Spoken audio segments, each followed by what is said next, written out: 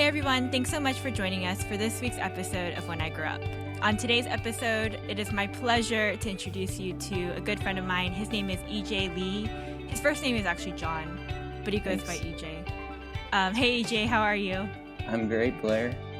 Thanks so Good much to be here. Oh, thank you. Truly. My history with EJ is a little bit, interesting in my opinion. We both grew up in Atlanta, but never crossed paths, right? Yeah, that's right. Yeah. Well, yeah, because you're kind of on the west side. I guess. We didn't like to intermingle too much That's with true. kids on the west side. Yeah. But EJ is a name, actually, he's going to hate that I'm telling you guys this, but is a name that I kind of knew like growing up because he's older than me. And he used to be a pastor in Atlanta, and I think just like my circles, I kind of knew about EJ because of the ministry that you were doing, and then somehow 4 years ago we kind of linked up and had the opportunity to work on some things together. But that's not why we're here today. He's here to talk about what he does for a living and what he does day to day. So EJ, can you tell us what you do? Wow. Okay. So what do? I am the director of operations for a real estate development group called Good Places. We do mission-driven real estate, working mostly in under-resourced neighborhoods to work on catalytic projects for revitalization of those neighborhoods. So I'm just really fortunate to be able to be one of the people that just kind of help make things happen. So operationally, I'm kind of in the background, but it's just me and a partner, and the two of us, my boss, my mentor, just kind of working closely with really mission-aligned people. And just wanting to serve and help, these communities. Sorry, I have a dog, by the way. Who is Samson. the cutest dog? He's a German Shepherd, right? Yes. Yep. Sorry. No problem. Is he like coming in through the mic? No, he will be part of this podcast, which is great. Perfect. Okay, perfect. Yes. So you kind of like undersold it, I feel like, because I read up on Good Places a little bit. Of course you did. I expect no less. The true, yes. And so, your kind of mission statement, right, is to revitalize like communities almost, right? To bring a place for a community to come together and promote equity for this, whatever it is that you're developing. Is that wrong? No, that's right. I mean, that's the big pie in the sky. I mean, there's so many layers to when you talk about creating equitable places. That ranges all the way from kind of economic development and social mobility, giving affordable places for people to live and giving people opportunities. I think real estate definitely plays a part in that and can be a catalyst for those things, but it definitely isn't just us. Like, we have to have a lot of strong community partners, like I said, that are mission aligned, values aligned, that help kind of really lift up communities around Atlanta, particularly. We're just a small piece of that pie, right? That puzzle piece. But it's. Okay, so in your description of what you do, I understand it, and I feel like you used a lot of like keywords like revitalization and things like that, real estate, but could you give me like an example of like exactly what it is that Good Places does? Like a tangible example? Sure. Okay, so the kind of starting, I actually got pulled in as kind of a project coordinator. And I'm sure it's a part of the story that we'll probably get into, but our first kind of demonstration project happened in Old Fourth Ward. off of Auburn Avenue, like literally a block down from the King's Memorial. So if you understand kind of the landscape of Atlanta, and and I don't know how much we want to get into it, and it's fascinating stuff. But Let's get into it. okay, yeah, sure. But what we were able to do is we basically take old buildings, and I mean we've done some ground up, and we're doing ground up now. And what I mean by ground up is actually like new buildings, right? Like, so literally you build something from scratch. That's kind of a new build, right? A lot of the things that we've done so far and are involved in is doing kind of rehabilitation projects. So like adaptive reuse. So basically we'll take a building, gut it, and then kind of, renovate the inside and like repurpose it. You know what I mean? So what we've done in Auburn is we took kind of a 6,000 square foot, two-story building, and we gutted it. It's an historic building that was built in 1941. And what we did was basically create like 7 micro units. And so when I say micro units, they're basically studios that are roughly anywhere from 290 square feet to about 420 square feet. Each one slightly different. On the second floor and on the bottom floor, we created we didn't create it, but our tenant is Atlanta Breakfast Club, and they started a nitro coffee bar and chicken and waffles. And then the other tenant is kind of an office tenant that is a nonprofit that does kind of racial reconciliation and joining lives, called Remerge.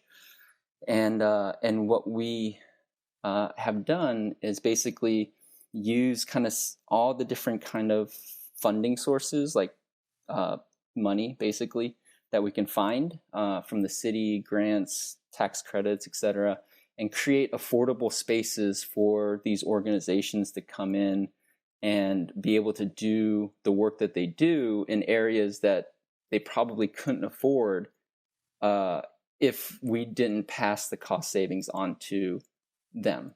Does that make sense? Right? Yes, that is incredible. Yeah, it's pretty cool. It sounds a lot cooler than it actually No, that's feels really at the cool.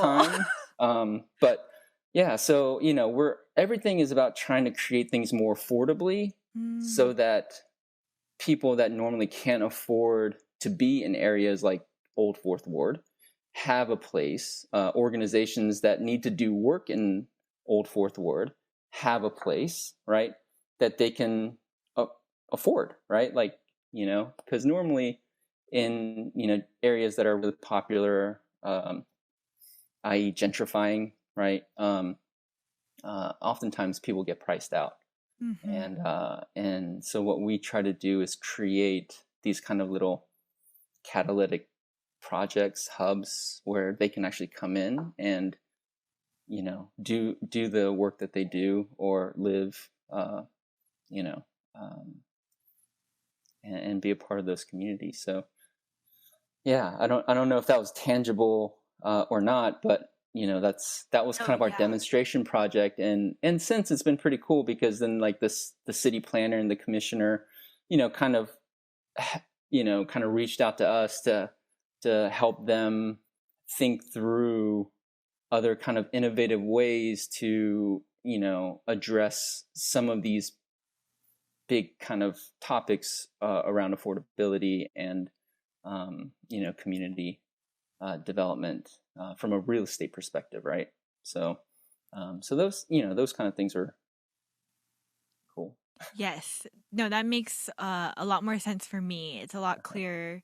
So just to clarify though, good places from the start, you were saying the ground up, you're part of providing or rebuilding the space in this particular project that you were explaining, and then also finding tenants and helping them occupy that space and make it affordable for them. So that's what Good Places does. It's kind of like a whole thing. Right. Okay. Yeah. So let me back up a little bit. So, okay, sorry. So we're real estate developers. Okay. Like our group. So Good Places is a real estate development group. So what that entails, and all this stuff I actually learned, like, so it's not like common knowledge. So I'm like, what's a developer do? So the question is, what do we do? Basically, developers are, in a nutshell, people that develop, right? But that's all encompassing, right? Like, so that's on one side, it's about the construction, right? It's about finding people to build, design, and all that goes into the physical building, right? Like, and making it inhabitable. There's another portion of it that talks about now, how do you fund it, right? Where do you get the money to be able to pay these builders to do, this work, right? So you have to find funding sources, right? And they usually call that like a capital stack, right? Like, how do you stack your capital, right? Like, how much of it is like private investment? How much of it is like city subsidies, like grants, tax credits, etc. Maybe there's like different funds, like, and then there's debt, right? Like traditional kind of bank debt, right? Like, so you got to find the right combination of those things in order for a deal to work. And then the other side that I think we do, which is a little bit outside of what most developers do, is that we try to find the tenants as well. Like, we curate an ecosystem of like nonprofit social impact tenants, because we want these buildings to serve a mission. Does that make sense? Yeah. Usually developers will do the construction, oversee the construction, everything that goes into that. Developers will usually find money, or they have their own money, right? And then usually they'll broker out the tenant and lease ups, right? But these brokers, commercial brokers, they're really expensive, right? I mean, they cost a lot of money. Sure. And that those costs oftentimes get passed on through the project. But if we don't use brokers and we kind of do it ourselves, we actually can save a lot of money, right? Like, and if you're looking at like, typically it's, brokers can go, depending on, the size of a deal, say it's like $1 million deal, right? Brokers can take up to $100,000, right? That's almost 10%. Yes. Typically it's about 8%. If they take up, 8 to 10%, that 100,000, your $1 million project just became $1.1 million, right? And that $1.1 million then has to be passed and distributed through the whole deal. And that means the tenants have to pay for all of that, right? I see. And so by like at least shaving off 10%, then we can make things more affordable, right? Which is kind of the name of the game, So again, I know that's just kind of a lot of high level theoretical stuff, but that's kind of the secret sauce for us. And again, I'm really fortunate because my business partner, my mentor, she is really good at it, and she has a very extensive network, and she's actually probably in the city of Atlanta. Like, she's a pretty common name. Everyone either knows her or knows of her, and she's like super well connected. And so, all the way from like kind of city officials to like a whole bunch of development space, she sits on a bunch of boards, and yeah, she's and when you meet her, you would never think it, but she's a pretty powerful woman. So that's awesome. How did you meet her?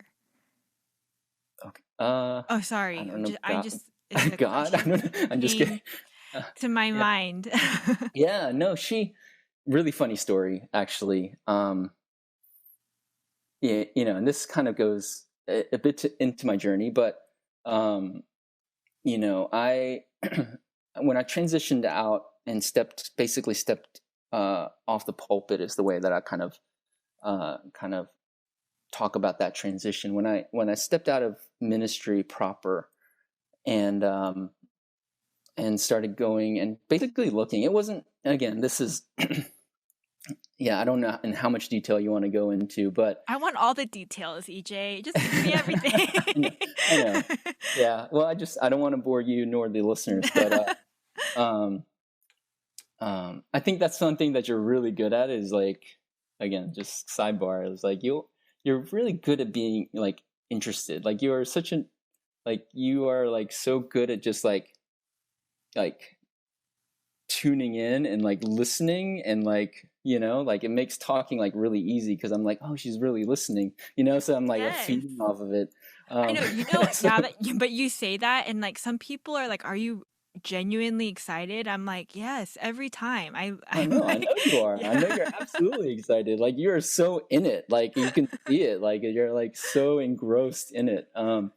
So anyway, so all that to say, I when I stepped off the pulpit, I really didn't know what I wanted to do. I just knew that my time in ministry and I keep on saying ministry proper is because I still feel like I'm doing ministry. It just looks different, right? Yes. But in terms of being employed by the church as a pastor, and I knew that time had come.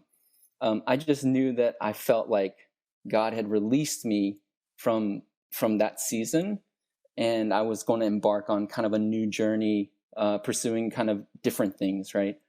I had no idea what I was doing necessarily, but you know, uh, in a really random kind of sequence of events, um, a friend of mine who was involved in InterVarsity asked me to myself, David Park, Pastor David Park, and Sherry Ong, who's now my colleague and my boss, to come to Tennessee to help at a conference, an Asian American InterVarsity conference. Okay, as like mentors, leaders, small group leaders, or whatever. At the time, I didn't have a job. I didn't have, I was like wandering, right? Like, and and she asked the three of us. I didn't know Sherry at the time, but I knew that we all kind of were, coming from Atlanta, and it was up in Knoxville, Tennessee. And so Crystal was like, "Hey, the three of y'all, I think are all going to drive. Do you guys all want to just carpool together?" Right? And so yeah, and so that was it. Like we spent 4 hours in a car together, and I was just at that point I was like really searching. Like I was so curious to know what other people were doing, right? Like, and so there was, and like I mentioned, like there was no, When I Want to Grow Up podcast that I could just tune in and just get like this library array of like all these different, occupations. I had to kind of do it the old fashioned way and like network, and like meet people for coffee. And, obviously all of this is different now with COVID and stuff, but I was literally, my whole thing was to network and meet up for coffee with at least two people every week, like two people that I didn't know. I would just randomly be like, "Hey, like, this is my situation. Can we just get some coffee?" But then the 4-hour car ride, 8 hours there and back, I was able to meet with her, talk with her. She kind of shared what she was doing. And I was like, and she was just starting Good Places. She had literally started, and she herself purchased that Auburn property that I was explaining. And she was just about to break ground on it. And after that weekend, the conference, I hit her up and was like, "Hey, like, do you mind if we grab some coffee? I'd love to hear more about, your project.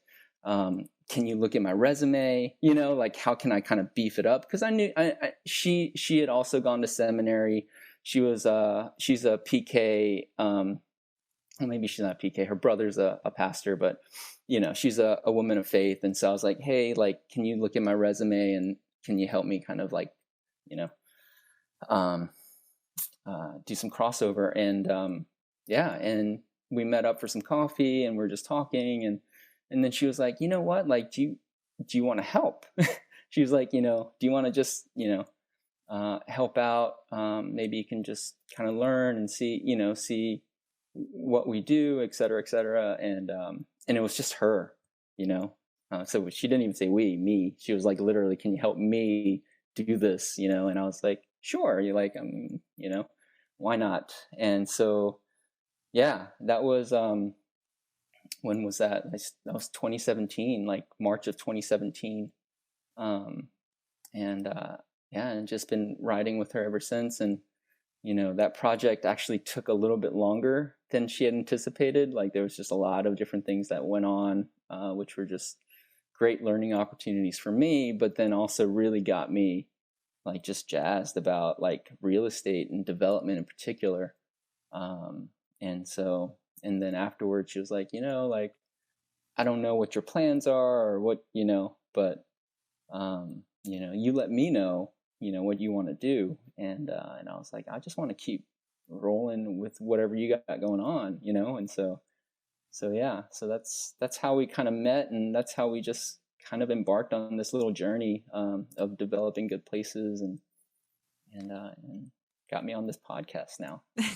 The Well, pinnacle of my career is like now in this moment. I will say The what you're apex. doing is pretty neat. I'm like kind of blown away just because of so as I mentioned before in the very beginning when I was introducing EJ, um I mean, I don't even know. I wasn't planning on bringing this up at all, but the reason we met is because we had a little interesting project happening where we were there was like an empty space.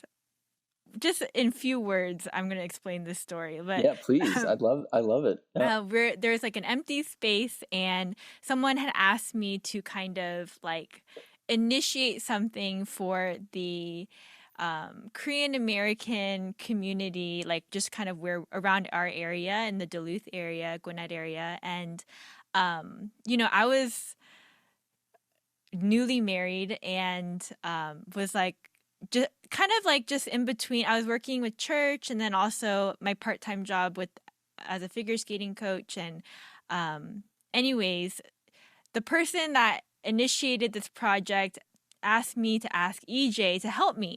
And I never had talked to you before. And I just said, and that's how, for us, it was the same. It was like, hey, just want to meet up for dinner. Like, so EJ and his wife and myself and David, we met up and I just pitched this thing. And he was like, whoa. I remember you were like, whoa, whoa, what is happening? And but you that was when you were transitioning, right? Out of ministry proper. Yeah, around that time, Right? You yeah. were like about to Well, transition out. 58 was going on Oh at yeah, that oh yeah, time, that's and we right. were meeting in that space, That's yeah, right. and That's right. brand new. Yeah, so we called But it yeah, brand new. And yeah, anyways, in my head it was like a I don't know, like a coffee shop type of place. We couldn't really come to a conclusion because I got really sick from my pregnancy and just left that's EJ in right. the lurch. Sorry, man. No, it's okay. It But it worked happens. out for the best because look, look what you're doing now. But I say this story to say, sorry, I say all this to say, um, I remember you in the beginning stages of it, of this space that we were trying to make something happen in. You were kind of desiring for the place to be like a beacon of hope Mhm. for the community. And I couldn't really catch on to the vision, but I knew what you were saying. And I feel like good places is like that's what that is, you know, a beacon of hope for the community and in different words. And so for me it's just incredible that that weird kind of time of transition for you led to good places. Mhm. And it's just super exciting and so cool. I'm like, wow, like who would have thought this is something somebody could do for a living? Yeah, that's right. It's awesome. um, It really is. I totally, yeah, yeah. There are a lot of like kind of, yeah, crazy um themes that kind of ran through what we were talking about, and then what I'm getting to ultimately do, yeah. yeah, in some of these communities. So absolutely. Um, and a couple of things. So your boss's name is Sherry, you said? Hmm. Sure, Young. Um, I just feel like even the fact that she's Asian American. She's actually Asian Australian. Oh, even Yeah. cooler because she's from Australia. But Yeah. like I just feel like that's so, and she's a woman. I'm like, yes, Yeah.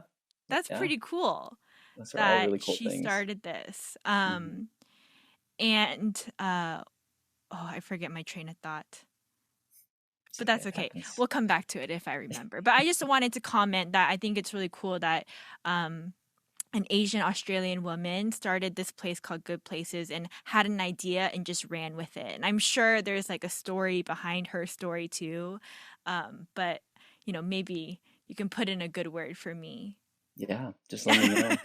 And Let we me can know. hear her story one day. Yeah, you need to.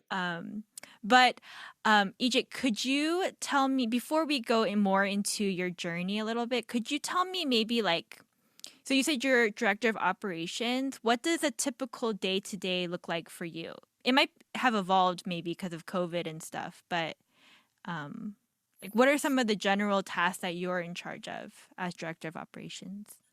Um, I'm I'm a little bit of everything. Mm, So the way that Sherry and I kind of divide our workflow is she does primarily a lot of the deal sourcing and handles a lot of kind of networking and overall like strategy. I do a lot of the just make happen kind of stuff, mm, right? Like so we need documents. I'll create documents. We need pitch decks. We need financials. We need um, so I yeah, I mean, I lead meetings, you know, in the ways that our business continues to evolve and grow, I help kind of supplement all of that, right? Like, so, yeah, I mean, it's really, like for instance, today's kind of a different case because, I went up to Blue Ridge. Okay, not today. Today I just took the day off, but, um, so yesterday, like, right, like we get on a meeting with the project team. I help kind of lead that meeting, like in terms of setting up the agenda, and then just kind of, obviously getting everyone kind of on the same page. Trying to create like actionables, action items, do a lot of the follow up and making sure that, hey, where are you with this? Like, so, when it comes to like construction and development, you have to work with the city oftentimes and a lot of the municipalities. And so, but some of the stuff that I can't do, I have to get like architects to do and things like that. And so I have to follow up with the architects and say, hey, where are the, where are we with the permitting process, and, just trying to get timelines. So I'm always trying to sync up the project, right? Like making sure that we're on time, on budget. And so I just handle a lot of those kind of day-to-day operations. There's a lot of meetings. So I'm always scheduling meetings with potential partners, like investors. I don't lead those meetings, obviously, because I'm still learning a lot about just financials in general and how to read and create performas and all those kind of different, very kind of nuanced, specialized things. But which has been really fun, but like, yeah, really complicated. Because you're talking about like $1 million deals, right? Like, so like the deal we're working on right now in College Park is like, I mean, the whole deal itself is like close to like 30 million, and it's just, there's a lot of zeros. And so, and then you're like trying to thin slice it and understand like, you know, who's coming in with what. And then you're working with investors that are like, if the deal's under, say like 35 or $40 million, they're like, we don't want to touch it because it's not worth it to us, and you're like, whoa, like that's just crazy. Um, yeah. So all that to say, I just do a lot of those kind of things where I'm, lining things up, coordinating things, yeah, and handling a lot of the tenant operations as well. So, whether it's leases or there's actually one tenant that's trying to get out, and so now I got to help kind of create this termination letter, and yeah, just figure out all the documents that we need, and it's just a lot of those kind of things. So, So you've only been doing this for like the last 3 or 4 years, and you mentioned that it's been challenging because like there's a learning curve, right? Like this wasn't your experience. You had a whole nother life, I feel like, that's right. before Good Places. And so, I'm curious, like, could you speak to like the challenges itself? Like, I mean, even now, I'm like, what is this terminology you're using? I'm just gonna shake my head, yes. But like, I'm sure these are all new terms for you too. Uh-huh. I mean, how has that been? Like, do you study or what do you do? There's a lot of head shaking and Googling Okay. on these meetings, and this is where it's like, moving to a kind of a virtual meeting has been really helpful because like I have like, different screens Right. working, and I'm like, oh, that's what a, debt, I don't know, Whatever. debt to cost ratio, leveraging, whatever, et Uh-huh. cetera, et Uh-huh. cetera. Like I'm just constantly like, just kind of looking at things while they're talking so that I'm like filling in some of the gaps, right? Like, Okay. so yeah, you're right. I mean, it's a pretty steep learning curve, and I still would not feel, adequate to like really sit down in front of an investor and pitch, right? Like, hey, this is why you need to do it. I can come at it from a social lens, Mm-hmm. right? Which is what I've been relying really heavy on, is like Mm-hmm. the good, right? Like this is why we need to do it, but the how we need to do it has been the hardest part, Mm-hmm. right? Like, how do you make this happen? Mm-hmm. Like, and again, it's seminary doesn't prepare you for the financial, you know, um, kind of like knowledge that you need. Like, you know what I mean? Like, basically, it's just tithes and offerings and creating yearly budgets, and uh, yeah, it has nothing to do with investors and their returns, right? Like, there's a lot of acronyms that they use. Um, Debt to service ratio, like, yeah. Anyway, and there's just a lot of different terminologies, and so I've been having to learn a lot of that. So I would say the challenge for me really is one. I think there's an imposter syndrome that I really have to really get over. I don't know how quickly I have to get over it because I am technically only here by grace, really. Like, now whether or not I deserve to be here, that's a whole different question. But I think I work really hard, and I think from a values perspective, I think I'm I'm right where I should be, right? Like, but the people that I work with all have been trained in business, right? Like they're all financial people, they're all real estate people. They understand the bottom line. They understand, like, like they really, I mean, everyone wants to make a profit. Like real estate, and I'm sure you're learning this, people are learning this really quickly, that real estate is the quickest way to wealth generation, right? And so everyone's trying to generate wealth. And it's really challenging to talk to people that have kind of a one-track mind. They're like, we need to make more money, like, why would we do that? Or why would we, do X, Y, and Z when it's going to hurt our bottom line, like when it's going to hurt our profitability? Like, why? And you have to give them a reason, but oftentimes if your values aren't aligned, you realize you're just talking two different languages, or you're just talking about the same thing, but you're coming at it from completely different sides.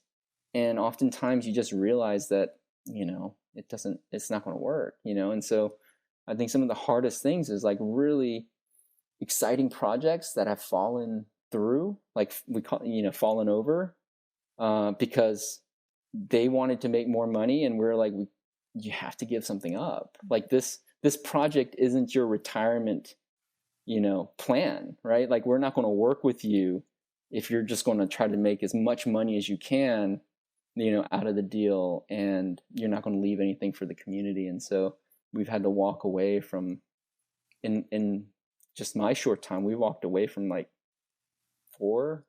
I can remember definitely three deals where we're just like, no, we can't do this. Mm-hmm. and they were really exciting. Like they were really cool projects where I'm like, oh, that's really sad. I know the first one hit me like a ton of bricks, and then Sherry was like, it happens. You just have to like look for the next one, And I'm like, all right, but man, that would have been so cool, like, um, yeah. So I think, yeah, I don't know. I mean, those are some of the challenges, that I'm learning. But yeah. As you're talking, I was wondering, like on the other side of that, I know it must be hard to find investors that see eye to eye with what you guys desire to see happen, Mm-hmm. in the long term, but like at the same time, are there people that like are you meet that are like-minded and like, yeah, like this is good. Yeah, these days, there's whole funds that are created. Like, so a fund is just a pool of money, that's been entrusted to a group by really wealthy people. And these funds, they have different thresholds. So thresholds are basically like how much money they get back, right? Like, so, if they give us $100, right? Like, the ROI on that typically for a real estate development deal is north of 20 to 25%, right? Like, so if I give you $1 or $100, I expect $20 to $25 back, right? $1 million, it scales, right? The way that we approach the projects are like, hey, we want to get you to close to 20 as possible, but realistically, the way that we operate, you have to be okay with like 13, 14, 15, right? But you'll also get this kind of social return, right? And so there's funds that, really wealthy people, they get to this legacy stage in their life and they're like, we want to give, but not just to make more money, but we want to do some good, right? And so they'll entrust these impact funds to be able to kind of steward these investments. And so as long as we can demonstrate a certain threshold, like certain return, and real estate developers, like, they're kind of a dime a dozen, and a lot of them are really good salesmen, and those that can actually like produce, apparently is pretty rare, right? Obviously, I only know what I know, right? Like, and which is our group, and then the really big ones that seem to be on top of all the deals, right? But I guess it's really difficult, and so once you get a reputation for someone who's able to execute and deliver, they want to keep working with you, right? Because, and so you create like kind of a network of these kind of funds that you just pitch to and say, hey, like, we got this project, this is what it looks like, this is the social good, and you create like a whole pitch on, this is why you should invest, would you be interested? And some people are really good about it, and the more it becomes about a relationship, then that's when that you have like a good like pipeline of like funding, right? So you can just go after projects, right? So interesting. Yeah, pretty interesting. I don't know. I guess it's pretty interesting. I No, never it kind of is. sit back and think about it, but I yeah. mean, again, like I say this every podcast. It's just I, things I never think about, you right. know? Yeah. But I should. I feel like I should think about it. Why? What do you mean why? Like it's Why would you sit there and think about these kind of no, things? but I mean it's just like I'm glad I know. Okay, now I know about them. So now I like am curious to know more, and I think that's the whole point. But Yeah. yeah, that's really interesting. Okay, so like what do you like about your job that you're doing now? Wow, what do I like about it? I like that it got me on this podcast. Ah, funny. That's the first thing that comes to mind. I don't know. I mean, I think there's so many things I like about it. There's so many things that I just like just drive me crazy. Uh, since you asked about what I like, I I enjoy. I really enjoy the breadth of the kind of people that I get to work with, meet. Um, and again, like I don't want this to become about like my former life and my current life kind of thing. But if I'm really trying to compare, I can't help it sometimes because I feel like when I was a pastor, um, I really just kind of ran with the people that kind of looked like me, talked like me, uh, you know, kind of thought like me.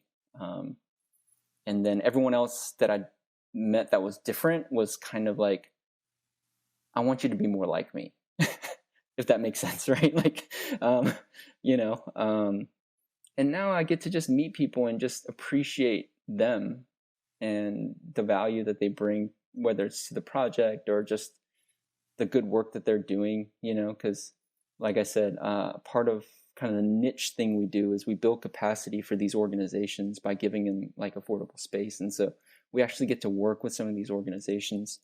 And I get to be a part of their future, right? Like I get to whether it's like a nonprofit that's just trying to basically move out of their home operation and try to find like a legitimate space to work out of and grow their organization, like I get to be a part of that in some small way. And you get to hear about some really cool things that people do, and it's all part of their kind of passion, their heart. So you meet some really cool people. And then you get to meet some really influential people and you realize they're just down to earth, like normal folks, that you normally like, oh, I didn't know you like, for instance, like I got to meet, Yeah,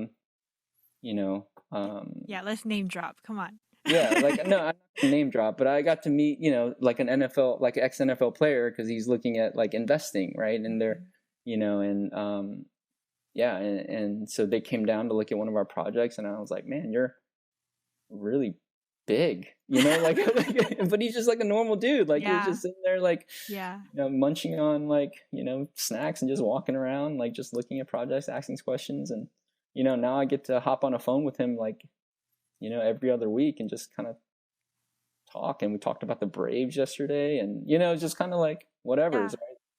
That's Right. So cool. it's just those kind of things. It's all about the people that you get to meet and stuff like that. So I think that's probably the biggest perk. And then the other big perk that I really enjoy about my job is like there's a product, right? And again, in my former life, there never felt like there was a product. It was always kind of like, I would produce, like, say, a sermon, right? It was either really, it was a blessing, or it was just kind of like really a burden to listen to. I don't know, like depending on what side of the, coin you're on. But you're only as good as your last sermon, right? Like, and that was sometimes difficult because it just felt like for 52 weeks. And again, I never preached week in, week out, but it was just felt like a very ongoing thing, right? Like it was just indefinite. I really appreciate that even if these projects take 2 years, like I can walk through it, meet people, and say, yeah, I was, in some small part, like this is the product, right? And so I think to me that's really gratifying, right? Like I have like something tangible that's being produced, and that's going to stay, like it's going to stick around for a little while, right? So yeah, so those kind of things I think are in a lot of ways very, very gratifying, and I really appreciate about what I get to be a part of. Yeah, no, I can definitely resonate with some of the things that you were saying, and I think that's really cool. It's really Yeah. awesome. You mentioned there's a few things that irritate you about your job, Yeah. Uh-huh. but just name a couple. Just name like one or two. What are some Uh, things that off the top of your head are like you just could do without? yeah, it's just some of the people that I meet, you know. I know it's like one of those questions. What is your greatest weakness? And what's my greatest strength? Like, Yeah. yeah, sometimes the people you just don't Yeah. jive. I mean, Yeah. you get that, right? Like it's just hard. And you still want to honor them. You still want to, value them, but you just realize we're just not the same, we're not even talking the same language right now. And so those kind of people are really hard, because it's really sometimes really disappointing, because that you see people's opportunity, right? Like you see potential or whatever. But I think that's just life. I don't know if that's necessarily work, always about work. The other thing is, the day-to-day operational tasks are sometimes feel a bit, I don't know, just day-to-day things. Like you just have to keep up with it and do it, like it's not sexy, it's not exciting. When I get to talk about it, I'm like, oh yeah, it's so cool. But then when you're sitting there in construction and like things aren't working and you just got to go be there, yeah, sometimes it's just kind of boring, like some days I just sit in front of my computer and just, look at Excel sheets and do stuff all day. And I'm like, oh my gosh, what a waste of a day. But again, it's just like any job, right? Like it's a job. Yeah. And if you know EJ a little bit, he hates that sitting in front of a computer. Yeah. So I can see you not liking that. But I feel like I could ask you a lot more questions, but what I think our time is coming to an end. So I'm quick. I'm trying to keep it to an hour, It's been really Gotcha. tough. But um um I I'm okay, so what I really want to ask is, I feel like there could be people listening that either are currently in the same situation, or maybe just moved past it or about to enter it, but that time of transition that you were talking about, of just coming out of what you call ministry proper, right? Like a job that you were in for a long time. Like, how long were you a pastor on the pulpit? On the pulpit, like 9 years. Like, that's a long time to run, right? And Yeah, then, yeah, and about a third of my life. yeah, and so like, and then you said you're wandering, and then you ended up where you are now. For me, like what I took a little bit from you sharing that story was, you worked your butt off, like to get where it didn't just. I kind of joked, I think, before the interview started, that it kind of fell in your lap, but it didn't. Like you did the work, you met the people and stuff like that. But I guess, like, what I'm asking is, do you have advice for people that are maybe in that transitional period? I would even say, like, there are some younger people listening that even that time, right out of college where you have to enter adulting, and they're like, oh crap, now what? Yeah, scary time.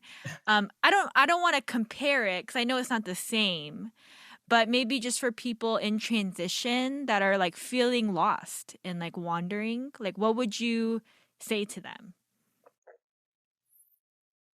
Or what Uh, would be some advice that you would give? wow. There's Again, I don't know if there's necessarily a formula. But if I were to really kind of take a step back and think through that whole season, I think the hardest part was the unknown, right? So for me, like the transition really began when I started exploring, like, do I transition, right? Like, so again, I think it's, when you talk about coming out of college, it's definitely a time of transition, but it's slightly different because, like you had said, I had invested a lot of time and energy into becoming a pastor, right? Like, it's not just like I wasn't a chondosanim, right? Like, it wasn't like, I went to seminary, got my MDiv, got ordained, like did all this to like set myself up to be like a career Christian, right? Like I was going to be professional. I was going to be good. And you were, and you still are. Thanks. Yeah, thanks. Thanks. So a lot of my thoughts and dreams and ambitions kind of revolved around ministry oriented things, right? Like, so I just wanted to be good at that. And then so when the time was starting to come where I was like, man, I don't know. Like, I don't know if this is it. And so I think the scariest part is like that piece of like stepping into that I don't know space, that like yeah, this liminal space of like not knowing and kind of being in limbo, and but embracing that space, so I'm like I embrace that season of like wandering, because I I stay wandering because I wasn't lost. I know where I'd been, and I didn't know exactly where I was going, but I knew, like I wasn't going to look back. Mm. And so as I was like moving forward, like I knew that there were people out there that I can lean on to glean from and learn from, and so the hardest part was putting myself out there, right? Like, because oftentimes the things that they ask you is like, so what is it that you want, and you don't know, like you don't know what you don't know, right? Like I just know what I don't want. Right, and I don't want to do that. So I was like, and so embracing that season and really trying to like hone in on what is it that I really want, like what makes me come alive, what makes my heart beat, like what are the things that I want to wake up and do, and I just knew that I wanted to impact, on a larger scale, right? Like I just knew that I wanted to be involved in things where communities were being helped in some way, right? And so I wanted to get into kind of community development space. And so like when someone was doing something community oriented, I was just like, my ears perked up and was like, tell me more, right? Can we get some coffee? Like and I would literally be like, hey, can we grab coffee for half an hour? Like I wouldn't want to take up a lot of their time because I knew they were busy. So I'd be like, 30 minutes, I'll meet you wherever, come with some questions, and thank them for their time. And it was just a lot of just networking, right? Like, and so I would say like really putting yourself out there. And there are people that would say no, but 9 times out of 10, everyone's really like gracious with their time, you just have to be persistent, you just have to ask. And so my advice would be to put yourself out there, embrace the season, ask, um, um, and do some internal like reflection, soul searching. What is it that what I want, and and then the other side is like, oftentimes people look at what they're good at, but I also realize like there's things that I'm good at, but there's a lot of things that I'm open to learning, so being teachable, I think is a really good posture, right? That kind of comes with learning, right? Like I want to learn and I want to be teachable. I want to take on skills and challenges and understand that like I can do it, like I might not be great at it at first, but I can definitely become proficient, and yeah. And so I don't know, I mean, this is just kind of a laundry list of things, but yeah, I think that transitional space is really scary, but at the same time can be really exciting. But again, I was really fortunate because that season was only about 4 months for me before I kind of got like, kind of swept up. But I had a lot of irons in the fire. I mean, you can ask some of my closest friends. Like I was like networking, making myself available, volunteering, doing things, every day. Like I never just sat at home, right? Like I was getting out like it was my job. I just wasn't getting paid for it, and so that's Yeah, man. I just feel like if I were in that position,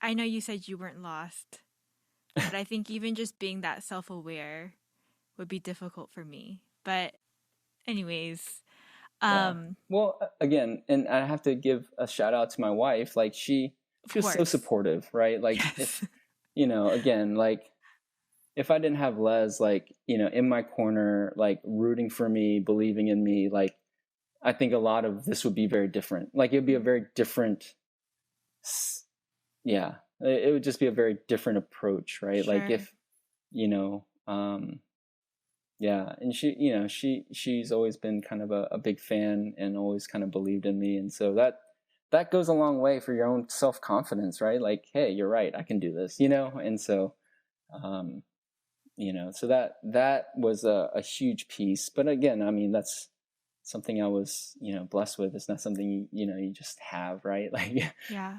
so yeah. Some more advice. Find a good spouse. A Yeah. supportive spouse that roots you on. But Right. yeah, that's awesome.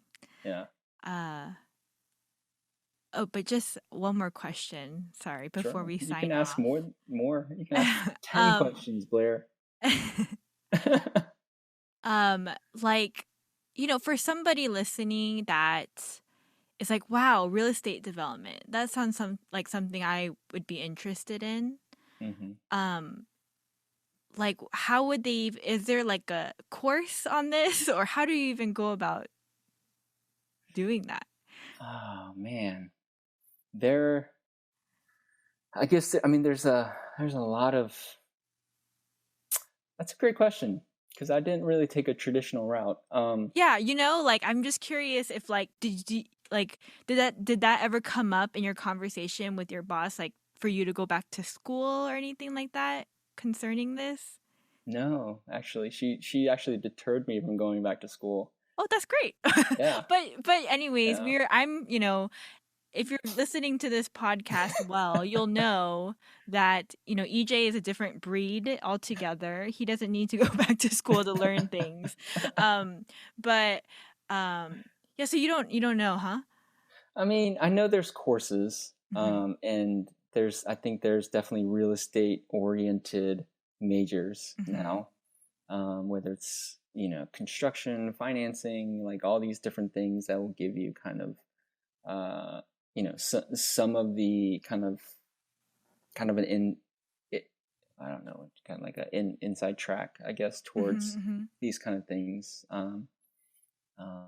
And depending on what side of real estate you want to be on, like, I have a friend and colleague that I'm, becoming quite close with.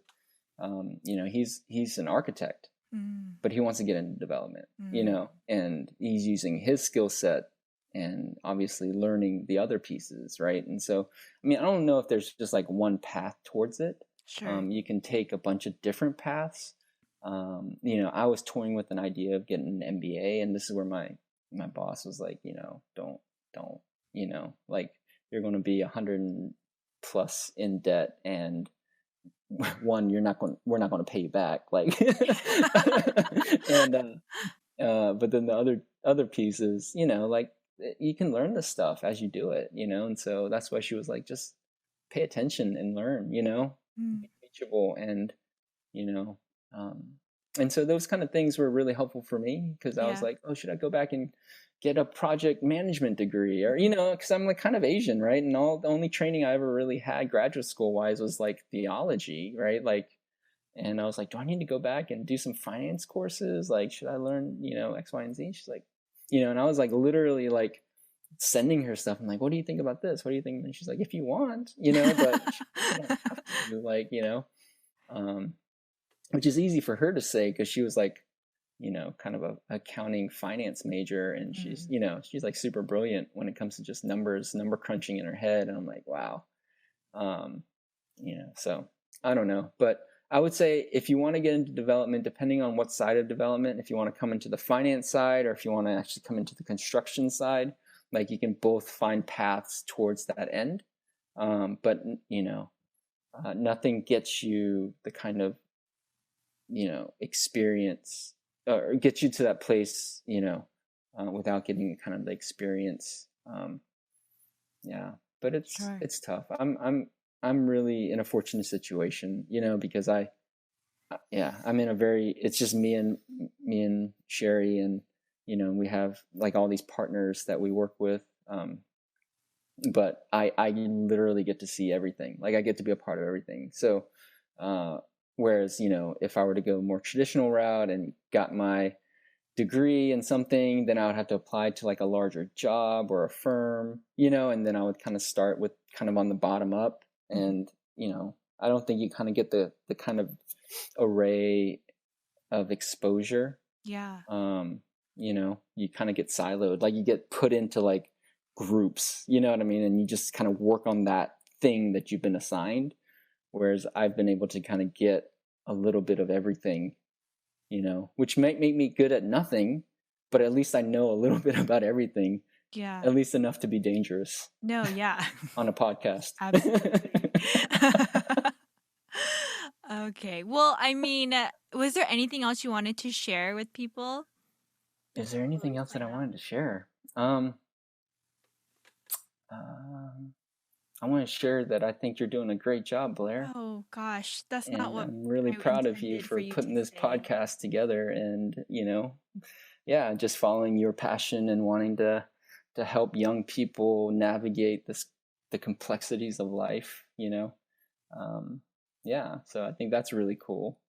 And so I just Thanks. want to commend you for, yeah, the hard work. And, I know I'm sure it's a lot of fun because, you enjoy this kind of stuff, but at the same time, it's not producing anything like content wise it's hard work, Mm. like week in, week out, and relevance and all that kind of stuff is really hard. So I do want to commend you for being, faithful to it and doing a good job. You're doing a great job. So Thanks, yeah. EJ. And that means a lot for you to say that. I also have to give a shout out to my significant other who does a lot of the legwork for me. I do the fun stuff and he does the Yeah. technical stuff for me. But um yeah, thanks for saying that, man. I really Yeah, of appreciate course. it. I mean Um well, it. EJ, I thank you so much for your time tonight. Excuse me. I, if you are listening and you're like, man, this is such a cool thing, which I think it is, real estate development, or if you have any questions at all, I bet I could hook you up with a 30-minute coffee date with EJ. Just contact me. No, really. I mean, like, For for you, me, Blair, anything. Just drop Blair's name and you guys are in. no, no, but seriously, are you okay with that? If anyone's interested, them emailing you or something? Sure. Yeah. Sure. Absolutely. um, Um, you guys, if you truly are, if you have any questions, please feel free to reach out. You can DM me or email me at podcastwigu@gmail.com, WIGU, and maybe I can connect you with the amazing EJ Lee. And Man, now I feel like a little less inclined to meet people because it's just downhill from there. You're gonna be no. like, "Oh my gosh, you're a lot shorter than you looked on the video, and you're not quite as smart. I thought you sounded like a lot smarter." And, I can but attest that he's super smart and he is a great person to talk to, um, and gives great advice. So, hey, can I anyways, make one book recommendation? yes, book Um, recommendation. Yes, please. yeah. So I think the other part of real estate that we didn't quite get into is so Atlanta is like really known for their like um I don't know, social economic disparities, right? Like, Sure. and just Yeah. race and color Yeah. and all those things are like, I know there's just been waves of this and people have been kind of inundated with um yeah, just the whole movement of, Black lives and valuing people, et cetera, et cetera. And, and I think real estate in some way I'm learning is a big piece to the puzzle. Again, it's just a piece of the puzzle. But there's a book that's been really fascinating, and it's called The Color of Law.